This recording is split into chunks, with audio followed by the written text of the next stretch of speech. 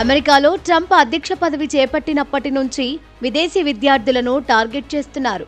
First America అనే నినాదంతో ముందుకు వెళ్తున్నాడు. విదేశీ విద్యార్థులపై ఆంక్షలు విధిస్తూ కక్ష సాధింపులకు దిగుతున్నాడు. మరోవైపు H1B వీసాల ఫీజు పెంచి విదేశీ విద్యార్థులు అమెరికాలో అడుగు పెట్టాలంటేనే జంకుతున్నారు.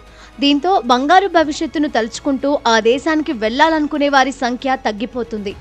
ఆగస్టులో ఉన్నత విద్య కోసం అమెరికాకు వెళ్లే భారతీయ విద్యార్థుల సంఖ్య భారీగా పడిపోయింది.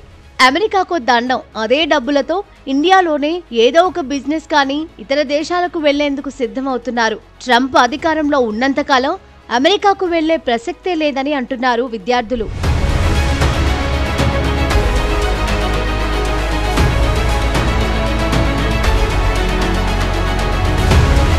ట్రంప్ చర్యల కారణంగా ఆగస్టులో విదేశీ విద్యార్థులకు జారీ చేసే వీసాల్లో తగ్గుదల కనిపించింది. గతేడాది ఇదే నెలతో పోలిస్తే అమెరికాకు వచ్చే విద్యార్థుల సంఖ్య 19% తగ్గింది. కరోనా మహమ్మారి తర్వాత ఇదే రికార్డు స్థాయి తగ్గుదల. భారతీయ విద్యార్థులు గతేడాదితో పోలిస్తే 44% మేర అమెరికాకు వెళ్లేందుకు ఇంట్రెస్ట్ చూపించడం లేదు. సాధారణంగా US విశ్వవిద్యాలయాలు ప్రారంభమయ్యే ఆగస్టులో అమెరికా 3,13,138 విద్యార్థి వీసాలు జారీ చేసింది. గతేడాది ఇదే సమయానికి అగ్రదేశానికి వెళ్లిన విద్యార్థుల సంఖ్యలో భారత్ ముందంజలో ఉండగా ఈసారి ఆ సంఖ్య భారీగా తగ్గింది. మరోవైపు చైనా విద్యార్థులకు US 86,647 వీసాలు జారీ చేసింది. భారతీయులకు జారీ చేసిన వీసాల సంఖ్య కంటే ఇది రెట్టింపు.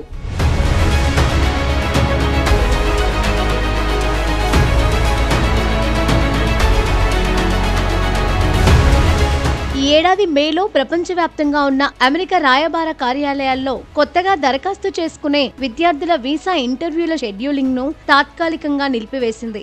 సోషల్ మీడియా వెట్టింగ్ కోసం వీసాల జారీని నిలిపివేశామని అప్పట్లో ఆ దేశ విదేశాంగ శాఖ వెల్లడించింది. వీసా దరఖాస్తుదారులకు అనుమతి ఇవ్వొచ్చా లేదా అన్నదాన్ని అంచనా వేయడం కోసం వారి ఆన్లైన్ యాక్టివిటీని అధికారులు తనిఖీ చేయనున్నారు. దీన్నే సోషల్ మీడియా వెట్టింగ్ అంటారు. సంబంధిత విద్యార్థుల సోషల్ మీడియా ప్రొఫైళ్లను పరిశీలించిన తర్వాతే వీసా మంజూరు చేస్తారు. అయితే తర్వాత వీసా ఇంటర్వ్యూలను షెడ్యూలింగ్ చేసిన సంగతి తెలిసిందే. మరోవైపు ట్రంప్ H1B వీసా దరఖాస్తు రుసుమును భారీగా పెంచింది. ఈ పరిణామాలన్నీ అమెరికా వెళ్లే భారతీయ విద్యార్థులపై ప్రభావం చూపిస్తున్నాయి.